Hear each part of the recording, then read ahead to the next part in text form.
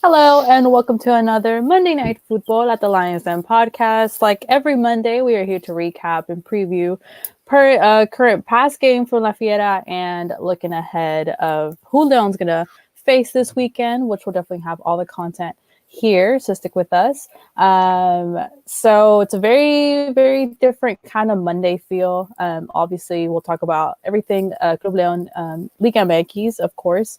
But we definitely will have to talk a little bit about what's been going on in the sports world, because even though we are, focused on football, there's still a lot more out there that clearly has impacted us starting yesterday. So it was crazy because Louis messaged us on the group.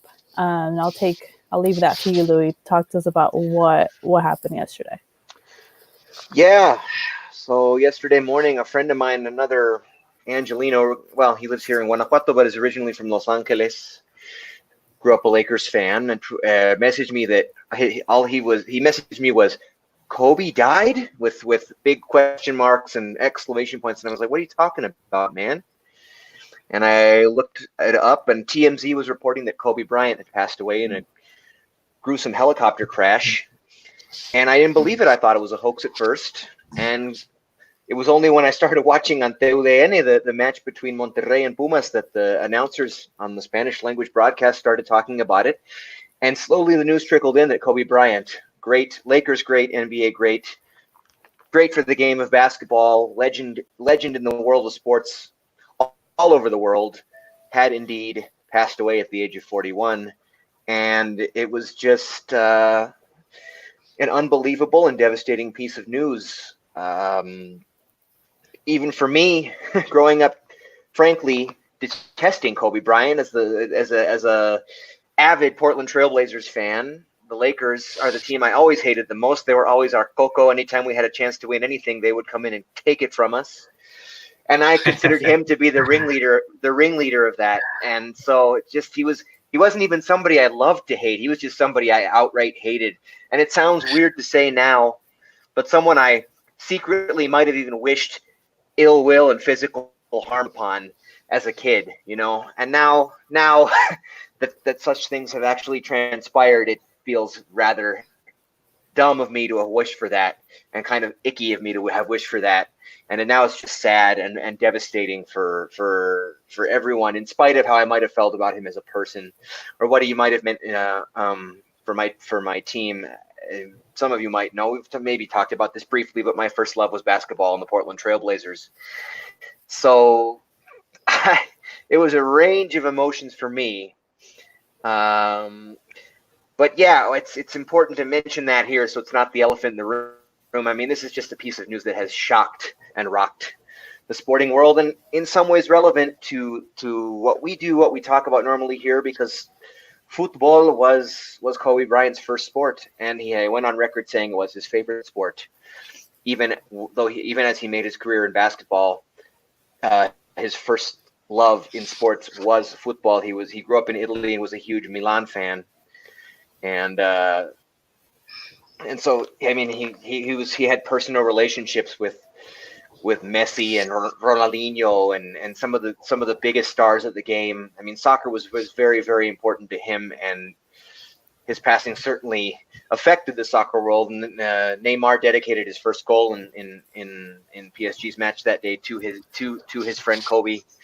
I mean, this is just something we can't go through this podcast without at least touching upon, because it's just such a devastating piece of news for the world of sports.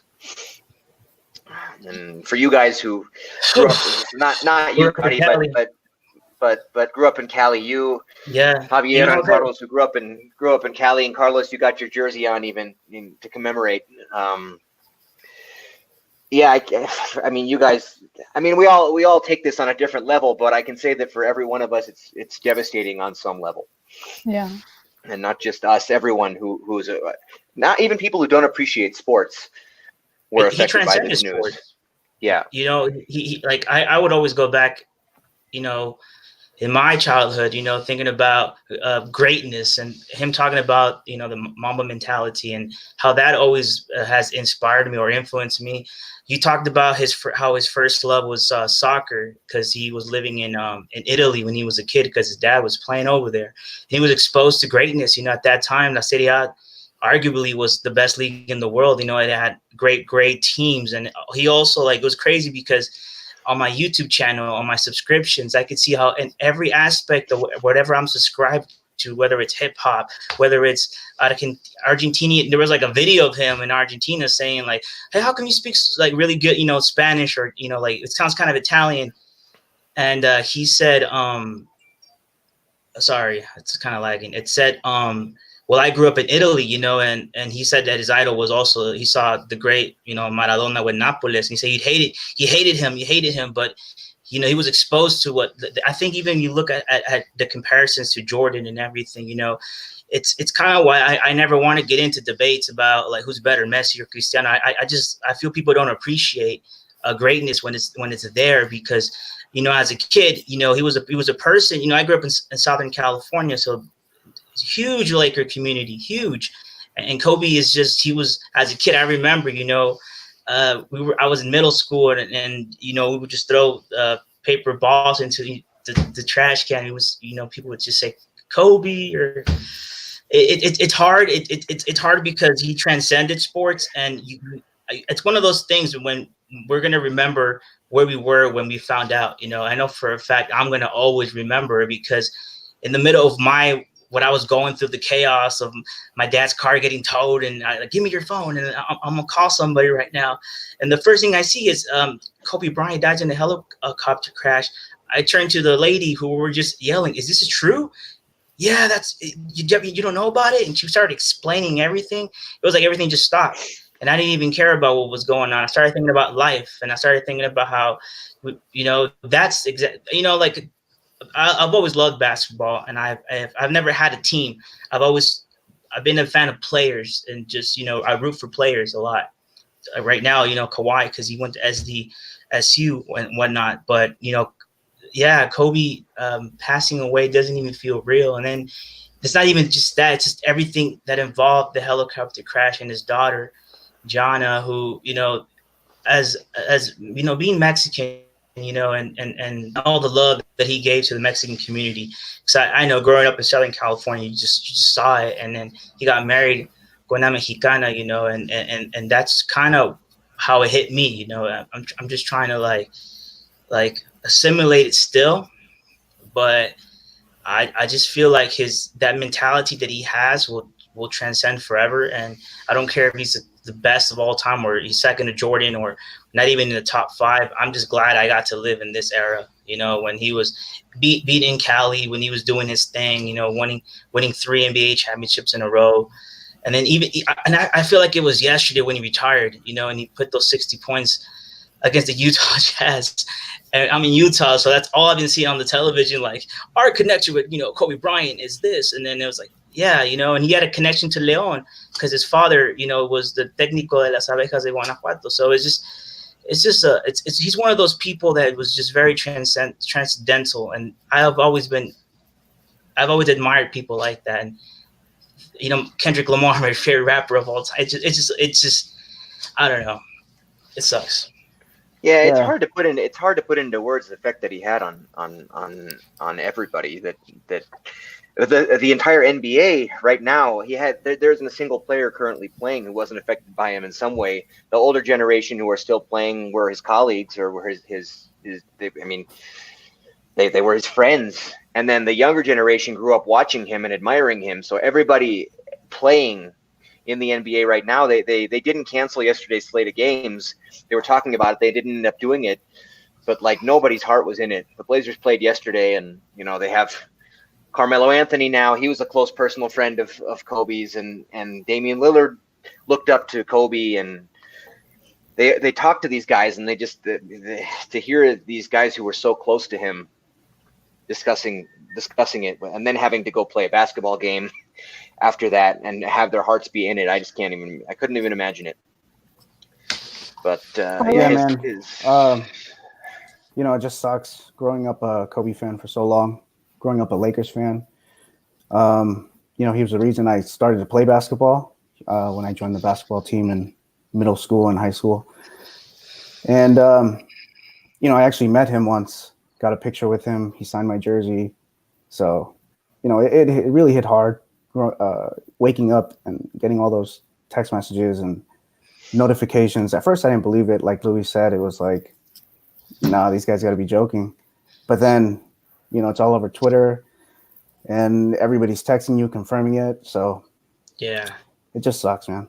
You would just get texts from people like yo, did you hear about this? You know, like once I got access to internet, it was just like, oh, this is real. I don't even got to ask people. Like, yeah, like Louis was saying, you know, you saw how the Clippers, when they found out Doc Rivers, how he just, yeah, that was emotional. You know, you saw the effect he had on people, and that's you know, all I want to say about like that. You know, like I like celebrating greatness.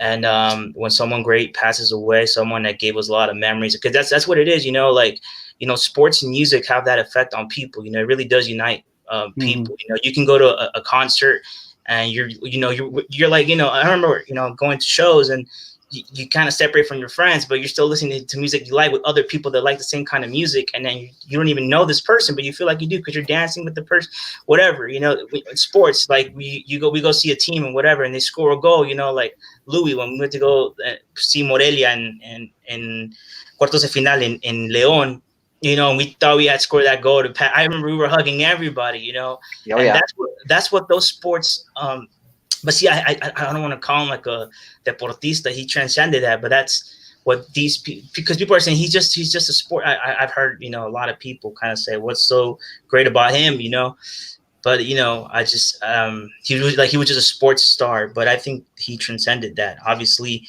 otherwise people like the Grammys, you know, Alicia Keys with Boyz II Men, you know, they wouldn't have done that tribute to him in the beginning of the Grammys.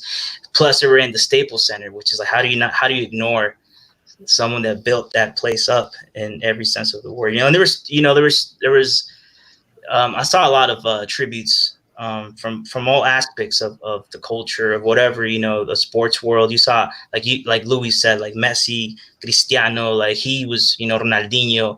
And you're hearing a lot of stories now, you know, like the story about how Ronaldinho, he went to go visit Barcelona or something like that, and Ronaldinho and him were hanging out, and he's like, hey, you want to meet the future greatest player of all time, or something like that. Whether you believe that or not, you know, he said it's that kid. And Kobe's like, no, you're the greatest of all time. It's like, no, it's, you know, little kid named Messi. And, you know, stuff like that. Like he was just around a lot of people, you know. He was just very transcendental. That's all I can really say about Kobe. Yeah, you're talking about the guy who, you're talking about a guy like Messi, who might be the most admired athlete in the world. And Kobe was a guy that he looked up to.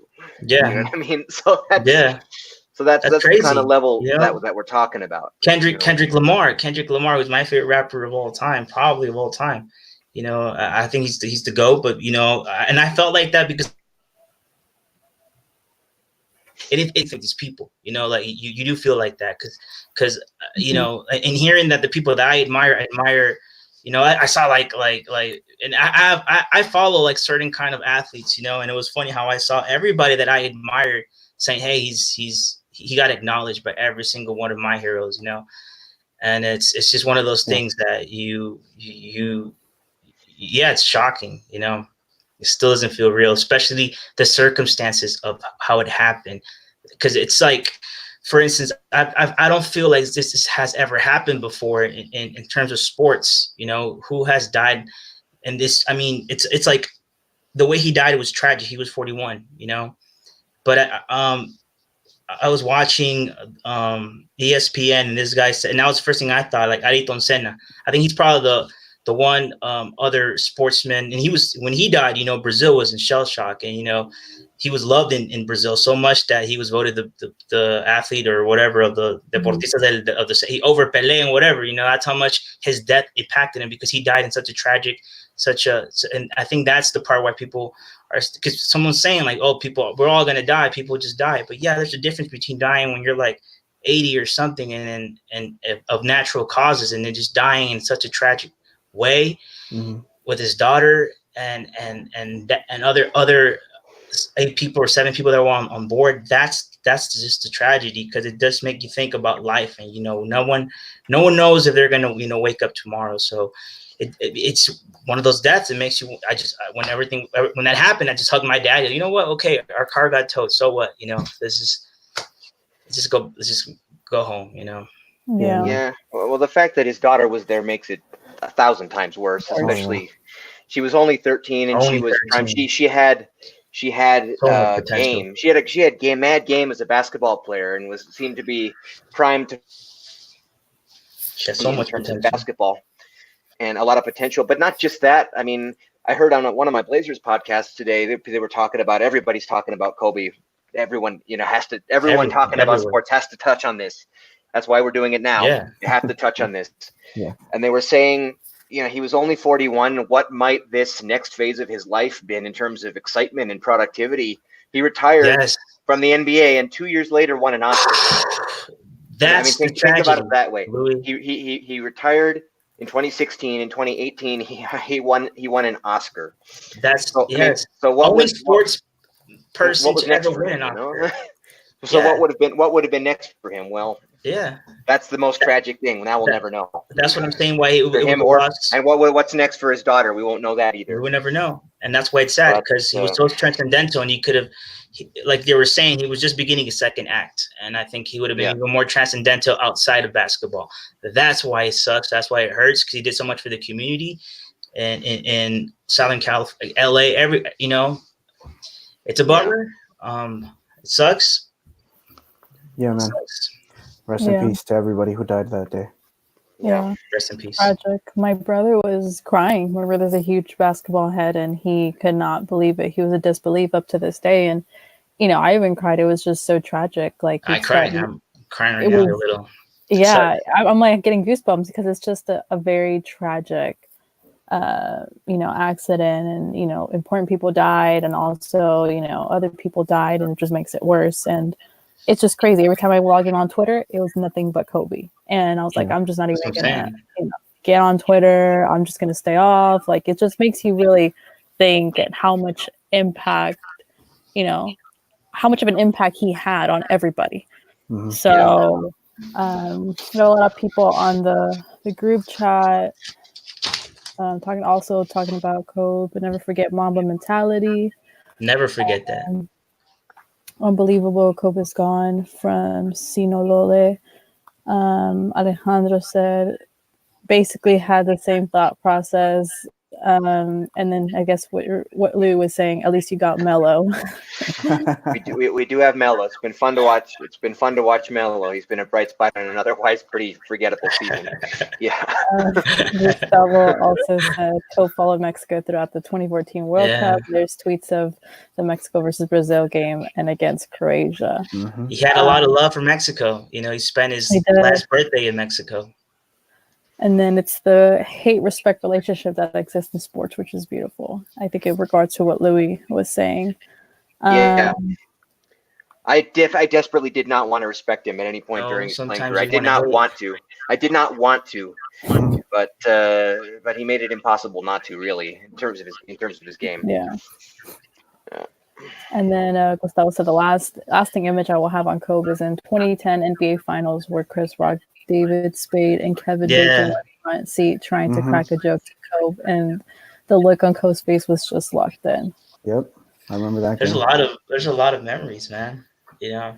And then rest in peace. Well, to continue that, then we'll end that on the game not even paying them no mind, just locked in, trying to get to his 5th chip. That was Mamba mentality. This man was a symbol of excellence. Yeah. Well said. Yeah. Well said.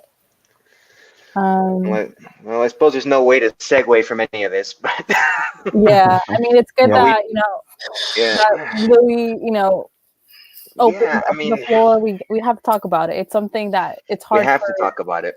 Yeah, it's hard to say it didn't impact us in any way, because it did on many levels. So good thing we got it out. Yeah, we got to talk about Club Leon too, huh?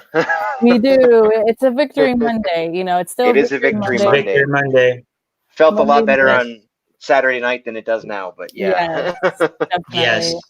Even though in that game too, what happened to Pisuto, we'll Pis- definitely Pisuto. Pisuto, yeah. Yeah. Well, We'll have to mention that too. That was an interesting, especially being there live, guys. That was a really interesting scene. Yeah, I imagine. we'll Yeah. get to that. You We'll have to tell us how it happened.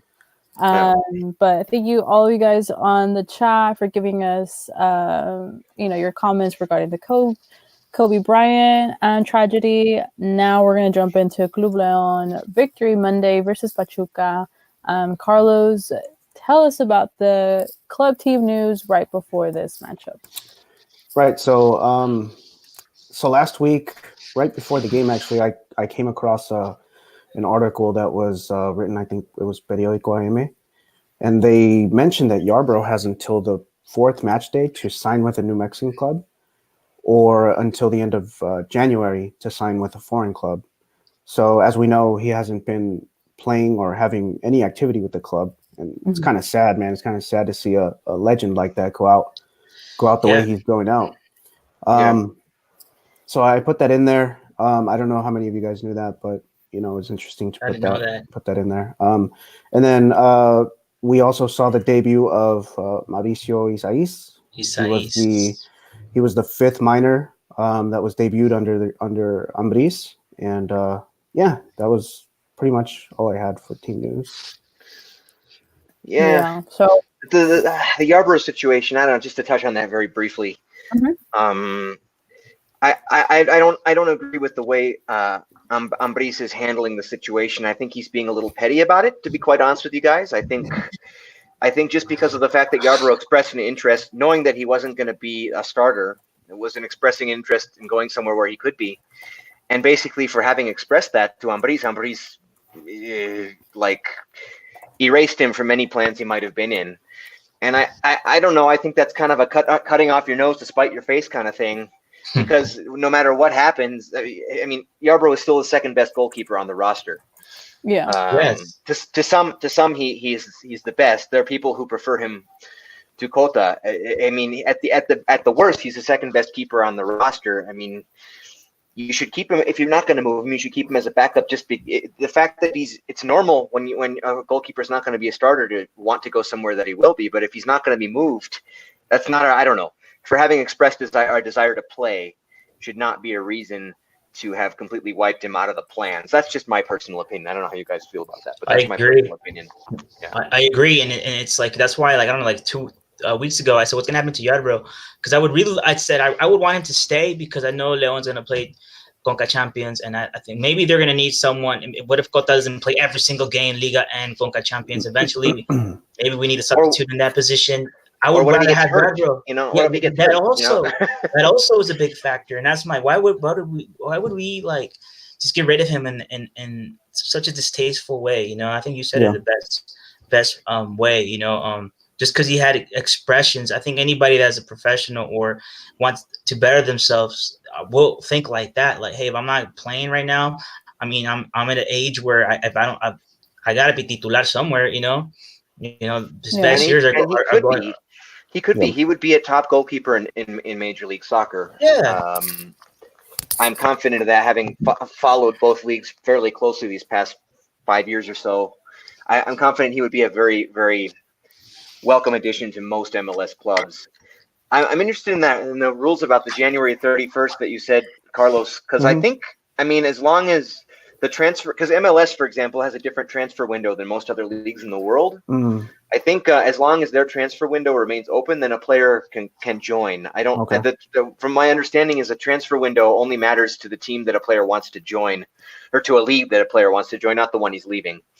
So I don't know. I think maybe the transfer window for MLS, if you wanted to go to an MLS club, would go a little bit longer than January 31st. I'm not entirely sure, though. Yeah, but at this point, which club is going to take him? There were rumors about him going to Houston, right? Yeah. But Houston closed that door on him. So the problem is his salary. MLS clubs don't want to spend that kind of money on a goalkeeper. The only money they have to spend really is on attacking players. That's why you see there's been a slew, especially from Liga MX, of attacking players moving to MLS clubs, but only attacking players. That's the only thing they have. They only have 3 spots where they can really spend on players. So if you only have 3 spots to spend on players, you're not going to use one on a goalkeeper. I don't think there's a designated player. I don't think there's a designated goalkeeper in MLS, designated player goalkeeper in MLS on any team. I don't think there's a single one. I could be wrong, but I don't think there's a single one. So, and that's the kind of salary he's making is a DP player in MLS. So that's the biggest problem for sure. Well, we'll see. But I just don't think the situation's being handled very well. I feel bad because maybe he's not a legend in Mexican football, but he's a club legend for sure. Legend for sure. Yeah, club legend. Yeah. You know, always be remembered. He's one of my favorites. I've seen him. I got him to autograph one of my caps. Like I love William. He's always going to be a very special player in my heart. He's in the Hall of Fame. Let's put it that way. Yeah. Like in the Leon Hall of Fame, he made it because of his 2 championships. He was important in that final against America, and that's why I feel like it sucks. The other situation it's not cool. It sucks to see him go out like this, But he does speak English, so maybe one day we can try to get him on the pod. Let's get him on the podcast, bro. Anybody listening, if you guys think it's a good idea, comment on the live chat. So let's go ahead and dig in because we have lots to talk about. Lineup for Saturday with Scota Navarrito returning after his wife gave birth to their second son. Center back duo remains the same: Tecillo and Barreiro, Jairo as left back, Montes and Pedro Aquino, Mena on one wing, Menes on the other, Sosa and Ramos. Last week we talked about how there, to us, at least to me and Carlos and Jose, there needed to be some change defensively. But we see that Ambriz has remained the same. Mena sums up 4 out of 8 goals, which is amazing. We had goals from Mena, goals from Ramos and Tecillo. So lots of good action there. Guys, it was a one-sided game pretty much, right? Yes. Mm-hmm. Yeah, I think it was one of those games where everything went well in the sense that defending wise I didn't see as much errors as and the whole him repeating the lineup with Barreiro. I remember it was during the group chat. Carlos said it. He said, "Hey, I'm not gonna say who, but I forgot how it went, but he's doing well so far." And then but whatever. You don't want to jinx it. You didn't want to jinx it. Yeah, he was having a good game. But independently of all of that, it was 3-0. Always keeping your side without any goals and scoring at least 3 goals is always great, especially for the people in the stadium. There's a saying, we like León que gane, que guste, que gole, and the 3 G's. Yeah, and that's the, I don't know, I've heard it said many times. It's the León DNA. Because when Matos, but I think it goes before Matosas, but whatever. Like Ambriz has for whatever reason chosen his lineup, and it's given him results. And I think it was a game that we saw a 3-0, and that was exactly what I wanted. At least I just wanted my team to win at least by 3, and not to be scored on. Yeah. So I'll share a quick before Louis get to you, because we'll talk about this. Enfiérate AGAM, ¿qué tal, La Ruge Melonudos? Hey, what's up? Thanks for joining the pod. Based on the rival Pachuca, do you think León improved defensively, or did the rival not have the dynamics to demand defensively as it was with Santos? I agree. Yeah, Pachuca was. Pachuca, I mean. They don't. Pachuca looks to have one of the most anemic attacks in all of Liga MX this season. They just don't have guys who can make you pay for. Even if there were defensive errors, we would have never known, because they don't have an attack that can really make you pay for it. That's the one thing I would say we should have reservations about still. I mean, Barreiro didn't look bad, but he did partly He didn't look have bad much because work to do. he didn't have much work to do. There's nobody on the other side. There's that Pachuca. I mean, it's kind of sad how anemic that Pachuca offense is. They have one goal. They have one goal on the season so far, and they're going to finish. Wow. They're going to finish in the Bottom five. in the bottom five for sure. In their terms last of, place in terms right now. of Because everybody else has an offense. interesting. Yeah, like Pachuca, I think from what I've seen, yeah, they're looking like a team that's going to be, I think, la decepción in that sense, because I don't see how they're going to. I didn't see anything. That's why I said like it was a game where everything went well. But yeah, I think you're correct. It was mainly due to because Pachuca was not even half the team Santos was in the first half. Well, yeah, De La Rosa just to to see the point where they didn't have apart. they didn't have another sub when their player went down, Needed it, and they had to play with 10. Yeah, and that too I think affected. But see, like first half, teníamos para matar. Like, yeah. Especially how we saw, the first goal came in, Zurdazo, fabulous, para with Ramos, which we'll get to talking about Ramos because I think we'll definitely talk about him regards to what we spoke last week. But, then you have, a penal. But just concentrating on the first half, we had so many opportunities that we could have easily, went halftime 4-0. Yeah. 5-0 if we wanted to. Absolutely. And I thought it was, we talked about how Mena scored 4.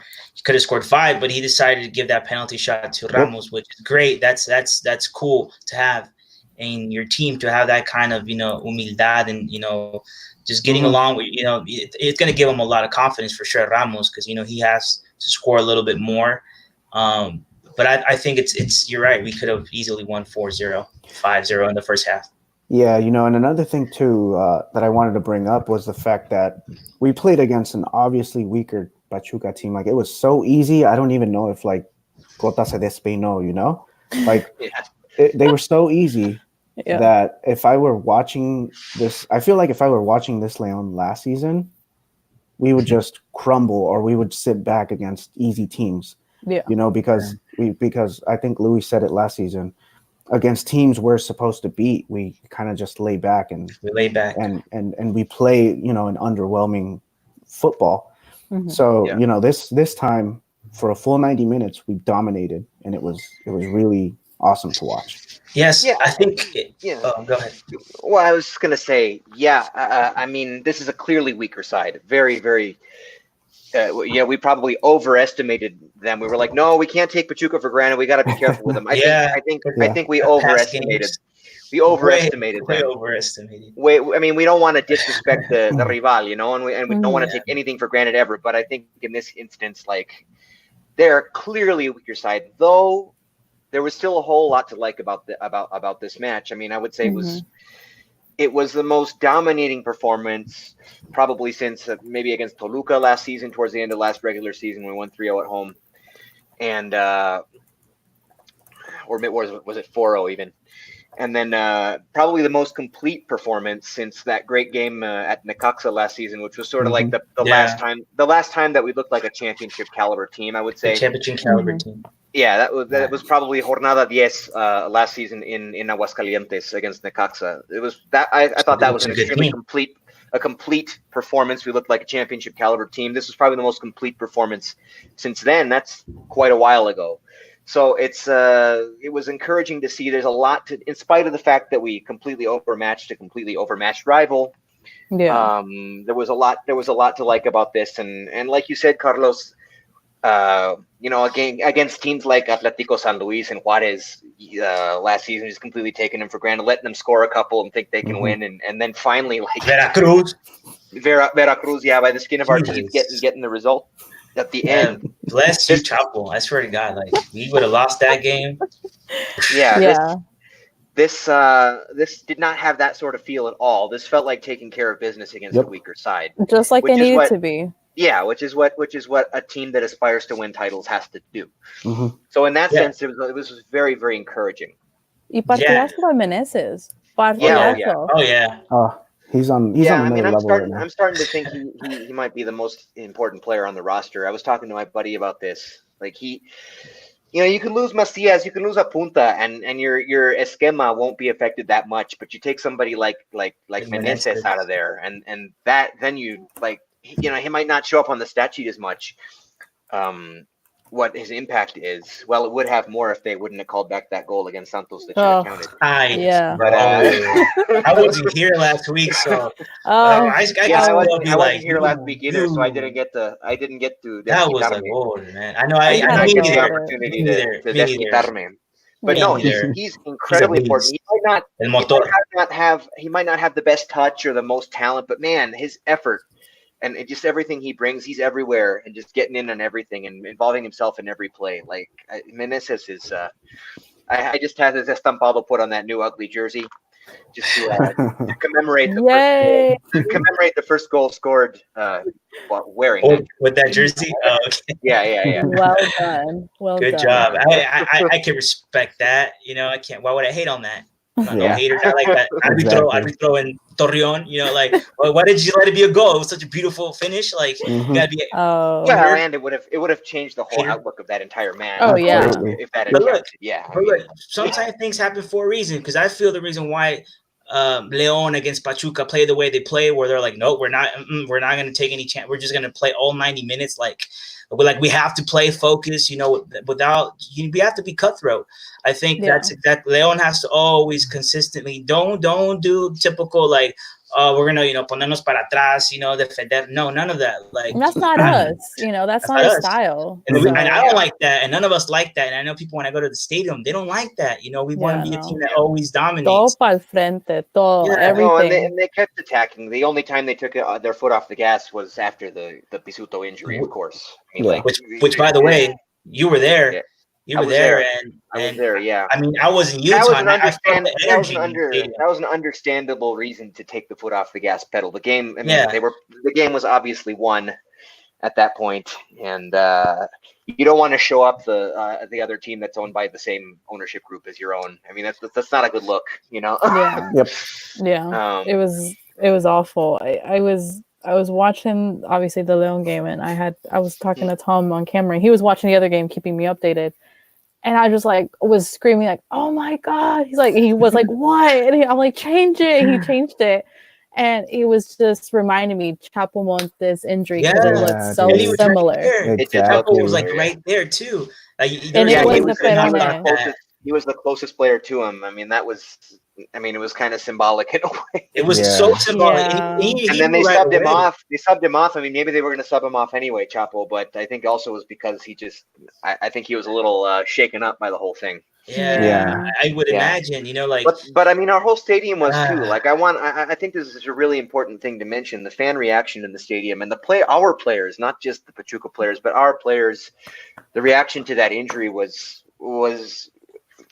touching and very sympathetic, and more than I've seen, more than is typical of opposing fans and players reacting to the other team having an injury of that caliber. It reminded me like Carlos, you and I were in Tijuana when Mosquera got injured. I don't remember them. Nobody cared. I mean, that's an injury that's going to keep Mosquera out for a lot longer than this injury will ultimately keep out Pisuto. They're saying 4 months or something for Pisuto because it's a clean break. I mean, it looks really ugly. It looks really ugly, but once once he has it set right, and bones heal easier. Bones heal a lot easier than tendons and tendons. So, but I just nobody. The Mosquera, nobody. There was no reaction to that on the Tijuana fans. Bro, nothing. They didn't care. Yeah. They Yeah. I mean, I get it. Maybe it's different. Maybe it's different because we were winning and clearly going to win. But I just feel like that reaction, that showing of support, that outpouring of support from a fan base and a team to an opposing player's injury is atypical. So to see that happen was really, I thought it was pretty touching, and I thought it speaks volumes. It speaks very well of our organization, the organization that we support. So it was a nice moment and a proud moment in that sense. Yeah, absolutely. Definitely. Yeah. Let's move in talking about Ramos, because me and Ian, Carlos and Jose talked about it last week, and we'll answer this question. by Alejandro saying, as I've missed most of the games this season and caught the meltdown against Santos, how has Leo Ramos been, and have we had any other bench options set up? Ramos hasn't been himself. Yeah, I don't think he's been himself. Go ahead, Gary. No, well, I'll throw it back to you. We were saying last week how Leo Ramos needed to step up because we know that, Nico Sosa, younger version, the way Nico Sosa was describing himself and what he can attribute to the team on the field was kind of more the qualities that we were looking for, and that either Leo Ramos needed to step up or Sosa will be willing to step up and, show us what he has. Sorry.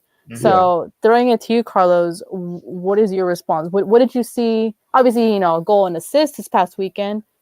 ¿Qué piensas? Do we keep Ramos, or is looking like Sosa it's an option to be on bench this upcoming weekend? Yeah. So I said this last podcast, and I even wrote about this on the website. It's not Leo Ramos's goals that we need. It's his movements. It's his key movements. It's dropping for the balls, setting other guys up, and then making cuts to receive the ball again. That assist for Mena was awesome. It was beautiful. And I think the goal that Mena gave to him was just to bring his confidence up, I think, as Javier said it earlier. But other than that, we haven't really seen a lot from him. And I think for a player who is filling in the shoes of JJ Macias, big shoes to fill, in my opinion, he hasn't done it yet. And I don't know how many more games we're going to give him, guys. I don't know how many more games he's going to need if we have a second option on the bench like Nico Sosa. I mean, I think we should give him a chance, as soon as possible, maybe this weekend. But I haven't seen the best of Ramos yet. Yeah. The more I watch Ramos play big minutes, like starters minutes, play on almost a full 90 or at least, 75, whatever, you can see his ability, but also his limitations. He's pretty slow. My thing about him is he's pretty slow. He's not going to use his quickness to get on the end and poach. I mean, I think his strength is he's built like a center back. He's a striker, but he's built like a center back. He's big and strong and tall. He should have. I mean, he has a pretty good aerial game. I think we haven't seen it. It hasn't. Yeah, he had that nice header against Querétaro. We need to see more of that. But we also just we need hold up play. He needs to, like you say, Carlos. We don't need his goals. We need his movement. But I think his movement is to get up there and be a decoy and to use a basketball term, kind of like box out, box guys out, because he's big and strong. He can get in there with any center back because he's built like a center back. What we're missing from him is that final touch. I don't know. He's a different kind of player than Macias is. Macias is speedy, and Macias can come in and he can poach or he can create. I mean, he's a little more versatile. But I think Ramos is stronger. I think what we need to see from Ramos, and also Ambriz, like realizing that that his starting striker has a different skill set, like making the most of that skill set and getting him in there and getting him in the best positions to succeed. I haven't given up hope on him yet, but I agree with you, Carlos. There's only so many more opportunities. When you have a guy like Nico Sosa who's on his heels, there's only so many more opportunities you can give him. Or even Chuy Godínez, maybe he gets a shot. Or maybe Isais, who made his debut. Like, we don't know if these juveniles are in there just to fill in the required number of minutes for guys under 20, or if they're really in the coach's plans. We don't really know. Yeah, we don't know that. But he could be an option too. I mean, but I think the biggest one is Nico Sosa. Nico Sosa. We'll see how Ramos treats having another like viable option nipping at his heels for minutes. Yeah. If he treats that as like an obligation to be better and like have a couple of breakout performances to keep his starting spot, like healthy competition, like in the best case scenario of a healthy competition, then that'll be great. Otherwise, I mean, then it is time to give Nico Sosa a chance, an opportunity. And it's speculated that he will maybe be on the bench against Morelia. Because I mean, if so, that would be great. And maybe give him like 15 minutes or something, just to see what he has with this, first team. Because he did score, right? And with the sub-20. With the sub-20, yeah. That's okay. He's getting rhythm, and I think he also and I don't know, I YouTube people all the time.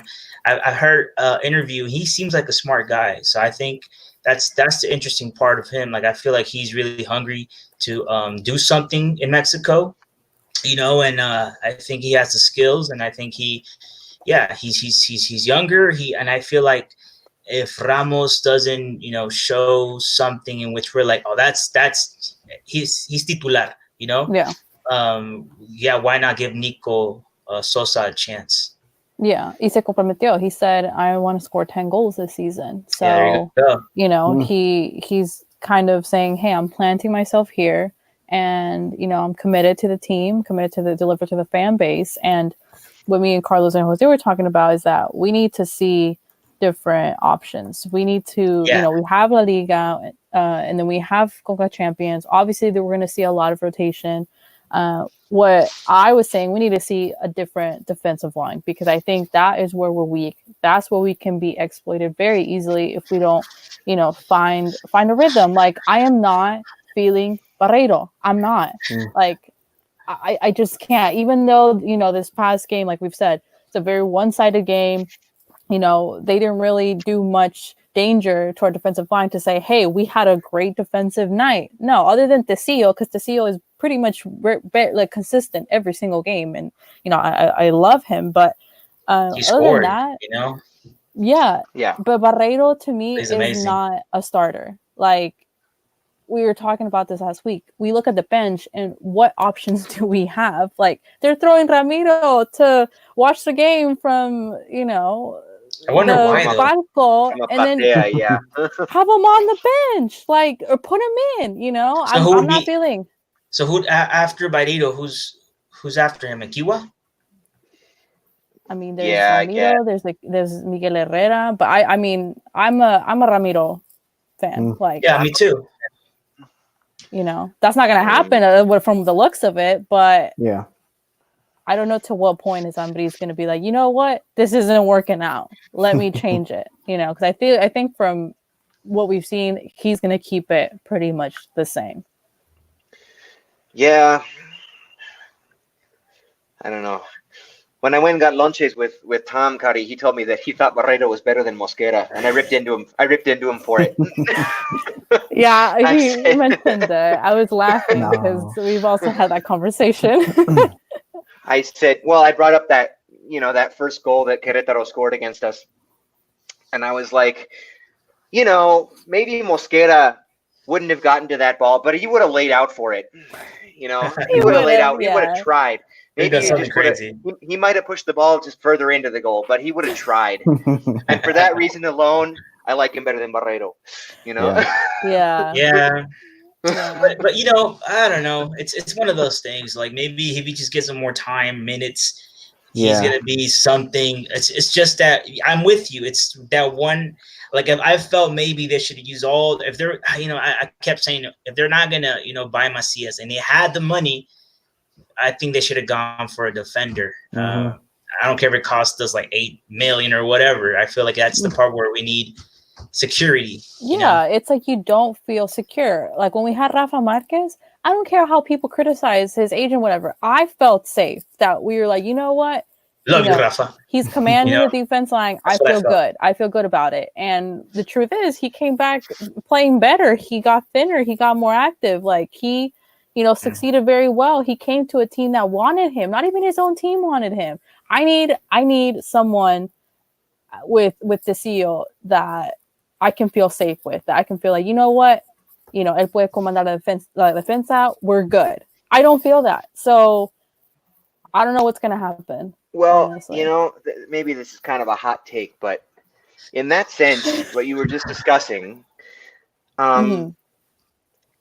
yeah, Rafa Marquez, you felt safe, but it's not like that team didn't give up a lot of goals. That team gave up a lot of goals.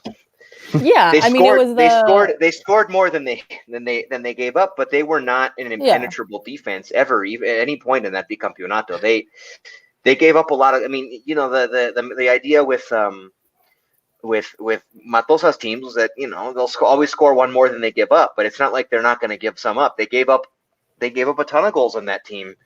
Yeah. So the idea is not even necessarily defensive stability, but leadership on the defensive line. Exactly. Just leadership among that group of players, independent of the number of goals they're actually giving up. So in that sense, I mean, if you want someone who's a good leader on the defense, let Nacho Gonzalez play his last season. Like, let him play. Free Nacho. I don't know. Hashtag free Nacho. Free Nacho. Yeah, no. Let him play. There's nobody who's. I imagine him in jail. Like, there's no better option in terms of leadership and solid mentality in a back four. There's no better option in the roster than Nacho Gonzalez. And he played with Rafa, he played with Rafa. Yeah. And what I liked about Rafa is that he was a leader. He could organize a lot of the plays, from back where he was, he was very smart, in that sense as a central. I think that's kind of like what we want, that kind of security.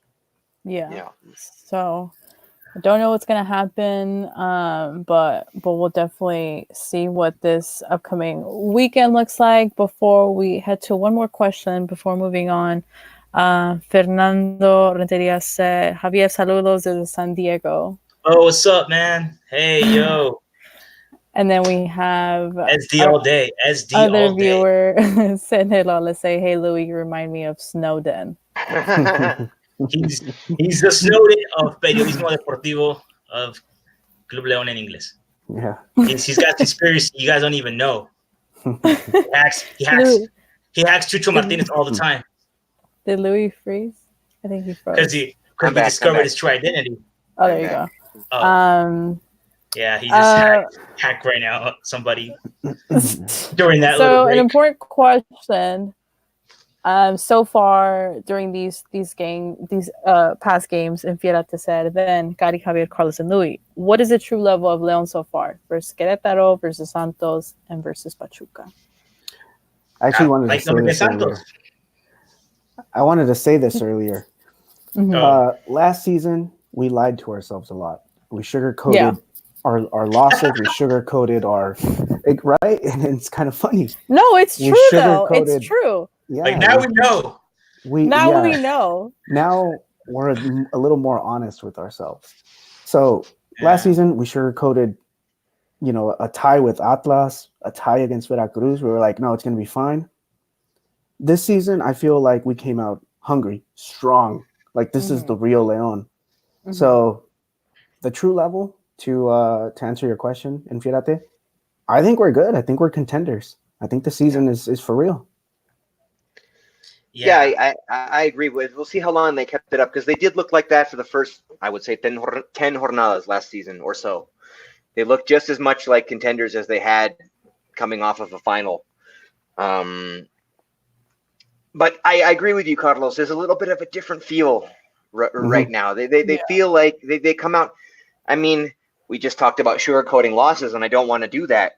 But even against Santos, I mean, there was a lot to like for a lot of that match about the way they played. Yes. Yeah. I mean, the end result was poor, but there was a lot to like about that match. And there were things out of our control that either tie or to tie or win. I didn't feel like that loss was reflective of who was dominating the game, who was creating. I thought León looked incredible. So when we played against Pachuca and everything, like we just mentioned, Pachuca maybe isn't the best of teams right now, but we got Morelia next, and then we got Monterrey at home.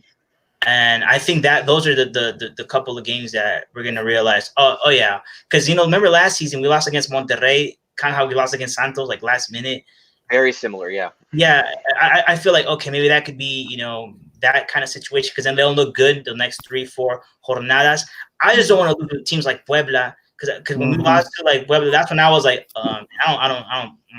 I'm gonna be like León, but deep inside I feel like we don't even, because I'm one of those people that if we don't have like a significant Liga, like a season, like where we like beat 3-0 this one team, and like how we won 12 games in a row.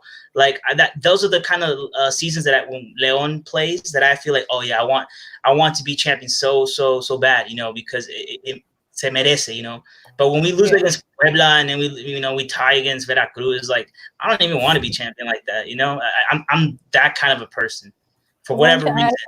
I think why we sugarcoated, Carlos, was because we came off of a great season that we were still up to those standards. Y le perdonamos the games. Yeah. Like, oh, it's just against this team. Like, we'll be good. But what Leon lacked was in our defense, we did finish second in the tabla general. I think there was plenty of reason for optimism in spite of a few poor results. I mean, I know what you're saying. I absolutely agree with you. And ultimately, in the end, our optimism proved futile. And with good reason. We ultimately, what you're saying was proven completely right. But at the time, there was reason for up until getting eliminated. Basically, there was a lot of reason for optimism. That's true. Oh, for sure. Because we're like, you know what? But that game against Morelia, bro, in Morelia. That's what I remember it. You. I'm gonna say what happened that day, but I don't want to go to Morelia again. Well, I'm going on Saturday. I think the contrast. Stay safe, bro. Right. I think the contrast of having a great season and then kind of coming up short in that Liguilla. So then last season it was kind of like, a not up and down, but we did end up second on the table. We just definitely criticized them hard on the games where they should have won easily or that they got in situations where they shouldn't have been. And we're like, you know what? Maybe Liguilla now they'll redeem themselves and have a great Liguilla. And then, obviously we're not going to talk about it, but that happened. So, but you know what? I definitely feel like it's a different feeling this season. Again, I'm a broken record. Defensively, guys, I don't know. I don't know. If it's a legit. If Jose Ivan Rodriguez comes back, like I was telling Carlos and Jose, I can see a little bit more of optimism because we have another defensive option on bench. You know what I mean? Yeah. He's more of a true defensive-minded midfielder, which is something that we need. Yeah. It's a good option. It is. To get off the bench. I gotta say, I loved Aquino's match against. Absolutely. Oh yeah. Aquino is, last season we were giving him, but is a true box-to-box midfielder with speed, with touch, with an aerial game. I mean, he's just such a versatile player. We're finally seeing it. I was saying, like when we were lamenting the lack of refuerzos, I was saying, well, if Aquino can play an entire healthy season, that's like another refuerzo because we really haven't seen what he can do. He hasn't had enough chance to really make an impact. If he stays healthy, he can, and if he does, that's like another really quality refuerzo. And we're starting to see that. If we're not seeing it from Ramos, at least we're seeing it from him. He had his fingerprints all over that match against Pachuca. He was everywhere. He could do a little bit of everything. Yeah, Aquino. I think it would be interesting to see him and Jefecito play together. That'd be interesting too. They would be a nice pivot pairing. Yeah. With the Aquino, I know people were saying before the season started, get rid of him, and I'm like, because he doesn't do anything for us, and I'm like, oh man. So I agree with you, Louis. I felt like, hey man, if we could just keep him healthy and he's getting rhythm, in practice and whatnot, he's gonna get to a level where we're gonna be like, oh man, he has to be. He's a player that has to be titular because I think when he plays with Peru, you could tell like he is in some way or another like the leader in that team too. I like Aquino. I like a lot of the players that are players like Jairo, who I think he's not making a lot of mistakes as he used to in that position. I think he's probably Ambrizia lo regañó, like, hey, don't go too much forward and then not even want to come back. Like he's becoming a smarter player in that position. And I think it's an interesting season for Leon for sure because, what happened to us last season, this season it has to be like, all right, no more. We have to learn from our mistakes. There's no other way of putting it, and I think losing with Santos, it wasn't what people were trying to make it seem like, oh, we're gonna probably lose against Monterrey or teams like that. I think we could beat those teams. I think the only reason why they beat us last season or whatever is because of desconcentración. I don't know why I can't say that in English, but whatever. It came to me in Spanish. It came to me in Spanish. But that's, be focused. Just be focused. And I think those are the things that we're learning as a team. And I'm excited about these players that we don't really know, like Nico Sosa, kind of get involved in this esquema de Ambriz, see how much more of a dynamic. Yeah, I just want to see all the options that we have. But again, you're right. It does seem like if there's one thing is maybe we need to find. I think it's too late. I don't think no one's going to come at this point of the season. But I do feel like we should have gone for somebody in that central to be a perfect pair with Tecillo, who is, by the way, one of the best centrales since I think Rafa or Nacho. I mean, I don't remember seeing someone play that position with such great leadership. And he could also play Jairo's position, and he scores goals. And he's a player that I like a lot. Yeah. Oh, absolutely. Mm-hmm. Yeah. Definitely. Just to quickly sum up this, Ambriz got the youngsters up on the match, Fidel Ambriz and obviously the debutante Mauricio Isais, which was born in Texas. Texas. I'm going to look into see what part of Texas, but sumando minutos de menores. So, I mean, what did you guys think of them quickly? I liked what I said. I mean, it was a small sample size in a weird situation. Yeah. Mm-hmm. Like when the game was very clearly already in hand. I mean, I think those are going to be the moments. I hope it's not just those moments, but I feel like those are going to be the moments when we're mostly going to see these kids. Mm-hmm. Like I was saying earlier, I don't know what Briz's plan is for these kids. If he really thinks that they can be rotation players, or if he's just throwing them in there to get the minutes requirements out of the way. Yeah. We'll see, but I like what I saw from them. What I'm looking to see from those kind of situations when those kids get minutes is that they don't have any like brain farts and lapses and screw things up. And I didn't see any of that. I thought they were involved. I mean, I thought when the ball came to them, they made the right decisions for the most part. And when a player like that gets an opportunity, at the very least, he's always going to be very hungry. He's not going to be complacent.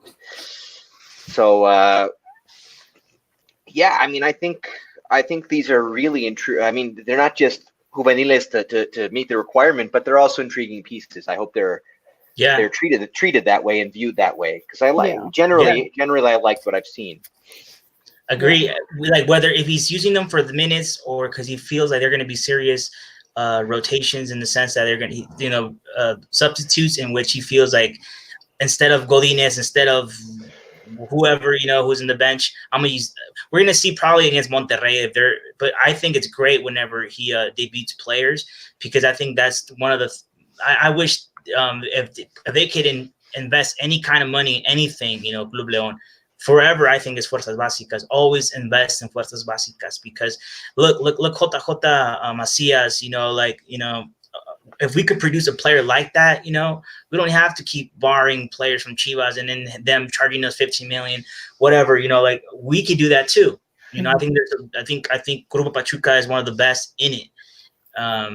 Fuerzas Básicas. So I just want León to, if they can copy anything from Pachuca, copy that, Fuerzas Básicas. Yeah, I mean, unfortunately, it's been Pachuca who has mostly benefited from that. Players like Tuki Lozano and Pizarro and these guys. León has not benefited as much from that. But in general, I think you're right that Grupo Pachuca is one of the best at creating valuable players out of their Fuerzas Básicas. Yeah, definitely. Before changing the subject to our preview against Morelia, and before answering another question, I'm going to quickly just skim through what week 3 looked like. Puebla losing to Querétaro 1-0. Xolos vs America 0-0. Boring game, guys. Boring teams. I watched it. Boring. Surprisingly, Cruz Azul beating Santos 3-0. That's a surprise. That was surprising. And I hope people don't I take was away sure- from.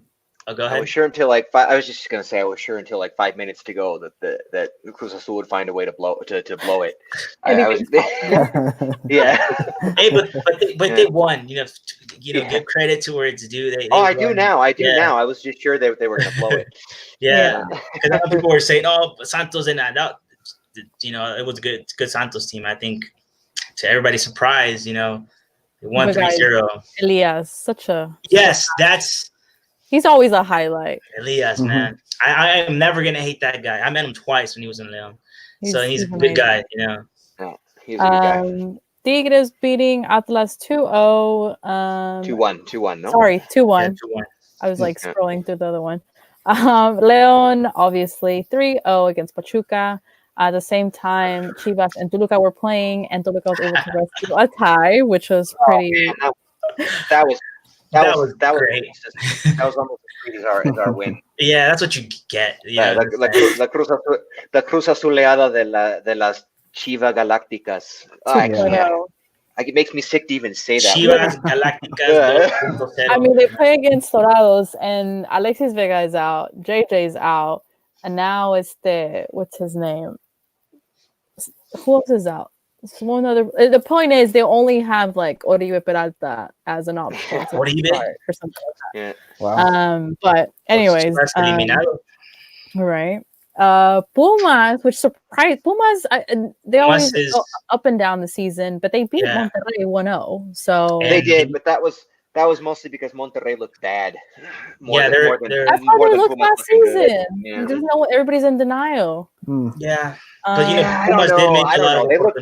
They looked really bad. They weren't in. I watched that whole match because and they I didn't think Pumas looked particularly good, but they were in control because Monterrey maybe for all but 5 minutes of that match were just nowhere to be found. I think Pumas is a team that we got to see as the season progresses. If they're a team that's for real and they're gonna do what they did to Monterrey or not, they might.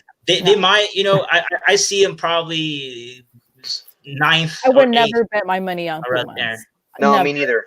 Never. And my dad's a Pumas fan, and I'm sorry, but no. But they whatever Pumas. The thing about Pumas playing at home in say 12 noon on Sunday, they're gonna catch a team that's not on their game off guard all the time. Yeah. Like the last few times that Leon has gone in there, Leon's really been on their game.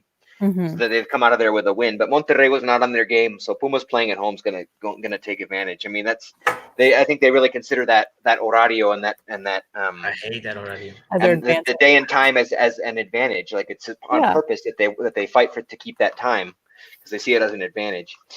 Definitely. So, yeah, Monterrey did not look good. I hope they don't look good for another 2 weeks. Like another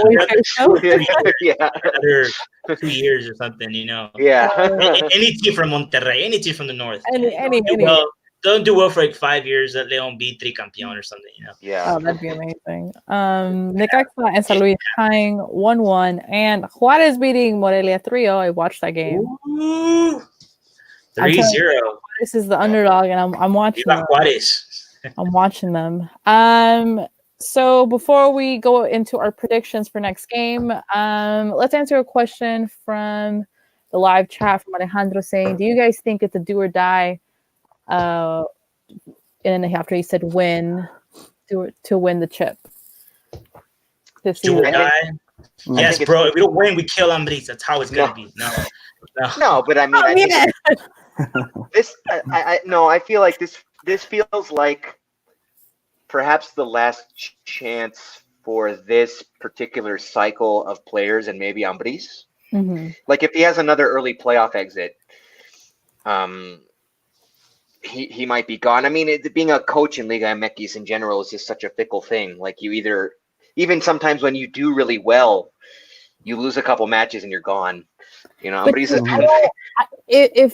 Louis, if that ends up happening, I think it would be the most stupidest thing because you have a técnico que, even though, I mean, yes, like we've been so close, but I don't know, maybe someone else has to really change my mind to see a different ideology that Ambris has already kind of, Yeah, I'm not saying it's the right move. It would be the right move to do that. but just knowing just the track record of teams in this league and the way that handling of rosters and coaching changes is usually handled, I just feel like if we have, for example, if we get eliminated in cuartos again, or for some reason we don't even make Liguilla, or if we lose to LAFC in the first round of Conca Champions or something. No, like if any combination of these things happen, I feel like the front office might make some drastic decisions. They might like give up on some players and fire on these. Sure. I just feel like whether it's the right thing to do or not, I feel like that's what they would do. So I think in that sense, it's do or die time for a lot of the guys associated with the roster right now. Like if they want their continuity to be preserved, then it is do or die time. Maybe not win a championship, but have a long Conca Champions run. Make it at least to semifinals and have a hard fought, series with a good team. I don't know. Maybe not. But I don't know, just as close as we were, the final and then the second place overall finish. I mean, it was a really, really good 2019 in a lot of ways. Yeah. And no you team don't want to. The problem with Ambriz is he got here and he set his own bar so high that anything that happens reflects on him as a disappointment. So I think in that sense, it could be do or die time, especially for him and for some of the guys on the roster. For the organization, no. The organization is a classic. It's a big organization. The team will go on. The team will go on no matter what. But I mean, it's not like the team is gonna like disappear if they don't win the championship this season. No, I mean, there's always the Club León will go on. But for this particular generation and this coaching staff and some of these players, do or die time for sure.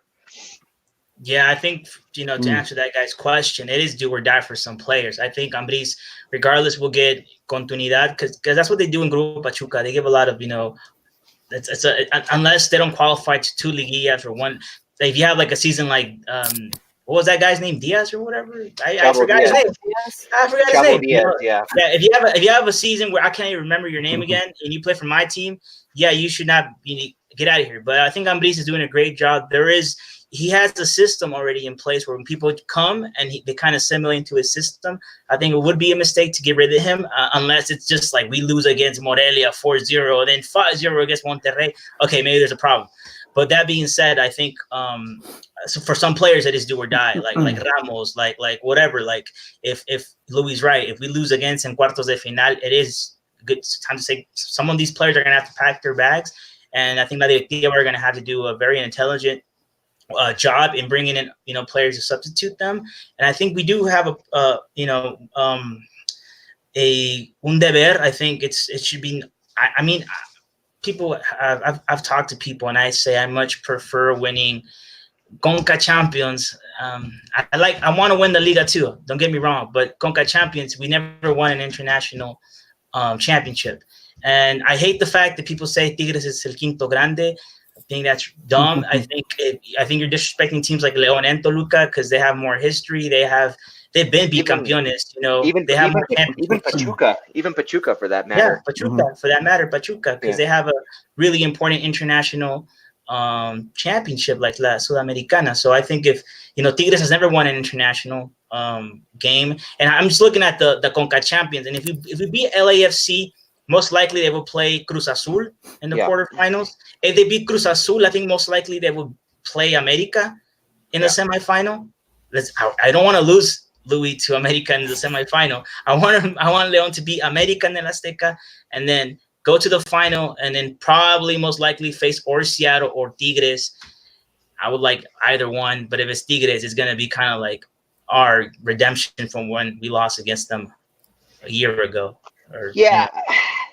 I agree with you guys. I want to see the continuity. I don't think it would be the right decision to give up on if they have a poor finish. The problem is, so they had the amazing Clausura 2019. Then last season was supposed to be the one. Okay, they fell one step short. So this season for sure, this is when they're gonna take that extra step and finally get the title and preserve Ambriz's legacy. And they had a little bit of a setback, and it didn't happen. It just didn't happen the way it was supposed to. And this season, I feel like if that happens again, I feel like they're gonna give up on this version of the team in some ways. No.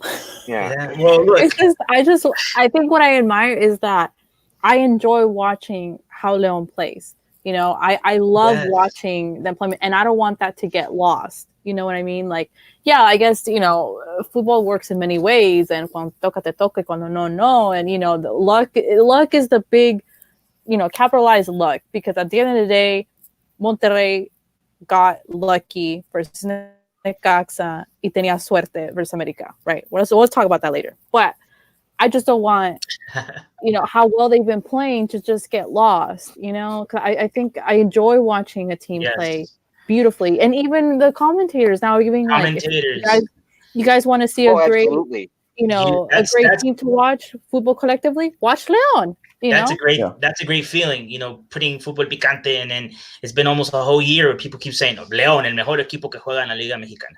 That's great, you know, but I do feel like, okay, that's amazing, and that's like bragging rights in a kind of way, like, hey, and you know, because I love that. I go to the stadium because I want to see a team play football, you know. I want to see them play how I play FIFA, you know. I don't know how to explain it, but I want to see.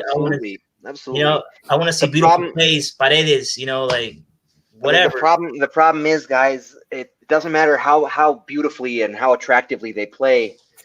Pro sports is a results based business. Yeah. You know? And it's a business. Our standards. I mean, the problem with getting so close to winning and not winning is that our standards are so high. Like, there was a time when I mean, our measure for what a successful season is different now than it was a year ago. Yeah. A year ago, we'd been when the Clausura 2019 started, we'd been a year without making a liguilla. So just making a liguilla would have been considered a success at that point. Now, anything short of being in a final is looked at as a disappointment. Yeah. So I think that's it's part of the problem. This is just it's a results-oriented, results-based thing. I mean, look at teams like Tigres. They play an ugly, boring brand of football, but man, it's effective. Yeah. You know, they get results. I mean, that's why nobody's ever calling for Tuca Ferretti's head. His game is boring, but he's got the hardware to back it up. You know? Which is annoying and unsatisfying. But we're running out of time. But before we take off, it's prediction time, our favorite segment. Looking ahead of matchup on Saturday. Like a jingle or something for that. Right? We will make a jingle. Don't worry, Javier. It's time for prediction time. I know. It's against Morelia. We've had recent bittersweet moments versus matchups versus Morelia. But let's just go ahead and start with our predictions. So, Javier, prediction versus Morelia. I think we're gonna win 3-1. That's what I think. Okay. We're definitely gonna score 3. They might score 1 against us, but we're definitely gonna win. And I think because Morelia has a game, right? They have a game, I think in 2 days or something in La Copa MX. Midweek, and I think they're losing 4-1. I think. Yeah, they're losing 4-1. I don't know how important that game is to them, but maybe they don't want to get eliminated. And maybe against León, I don't know. I think León's going to have a better rested team and way more focus, I think, because of that. 3-1. 3-1, Javier.